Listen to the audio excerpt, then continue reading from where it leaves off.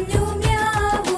ഞാനാ നിങ്ങളെ കാത്തു എന്നോടൊപ്പം കൂടാൻ. ആർക്കാണിഷ്ടം, ആർക്കാണിഷ്ടം. ആര് പറഞ്ഞു